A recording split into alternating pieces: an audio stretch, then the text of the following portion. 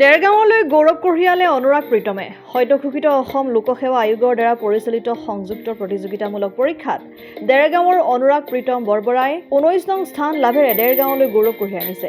অসমৰ মুঠ 45 জনৰ ভিতৰত 19 নং স্থান লাভ কৰা মেধাৱী ছাত্ৰ অনুৰাগে গোলাঘাটৰ বিবেকানন্দ বিদ্যালয়, ৰিলায়েন্স কলেজ আৰু যোৰহাটৰ জেবি কলেজত অধ্যয়ন কৰি ডিব্ৰুগড় বিশ্ববিদ্যালয়ত স্নাতকোত্তৰ শিক্ষা গ্ৰহণ কৰিছিল। দেৰগাঁও হেমচন্দ্ৰ বৰুৱা পথৰ বিশিষ্ট সাংস্কৃতিক কৰ্মী বাসৱ বৰবৰা আৰু ৰূপজ্যোতি বৰবৰাৰ পুত্ৰ অনুৰাগৰ এই সফলতাই দেৰগাঁৱলৈ আনন্দ বতৰা কঢ়িয়াই আনে। মোৰ নাম শ্ৰী অনুৰাগ প্ৰীতম বৰবৰা।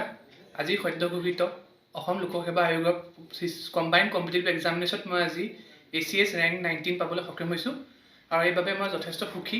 আৰু এই ক্ষেত্ৰত মই বিভিন্ন মানুহক কৃতজ্ঞতা দিব খুজিম। পোনপ্ৰথমে মোৰ মা দেউতা আৰু মোৰ শুভাকাংক্ষীসকল, তেওঁলোকে মোক প্ৰত্যেকটো ষ্টেপতে বেলেগ বেলেগ ধৰণে মোক ছাপোৰ্ট কৰিছে আৰু এই ছাপোৰ্টৰ কাৰণে কিজানি মই আজি এই এচিভমেণ্টটো পাবলৈ সক্ষম হৈছোঁ।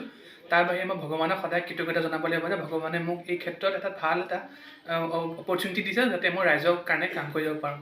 আৰু তাৰ বাবে মই মোক যোনে যোনে মোৰ কথা ভালকৈ ভাবিছে মই সকলোলৈ কৃতজ্ঞতা জনাইছোঁ। আৰু তাৰ বাহিৰে এয়া মোৰ ছেকেণ্ড এটেম্প আৰু ছেকেণ্ড এটেম্পৰ কাৰণে মই এইবাৰ ক্লিয়াৰ কৰাৰ কাৰণে মই যথেষ্ট ভাল পাইছোঁ। সেয়াই, ধন্যবাদ।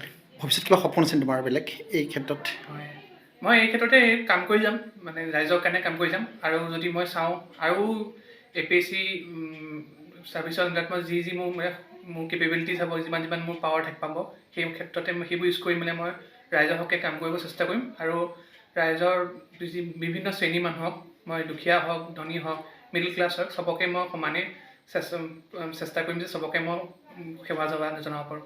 ধন্যবাদ। দেৰগাঁৱৰ পৰা ইন্দু ভূষণ মহন্তৰ ৰিপৰ্ট, অসম আদিত্য।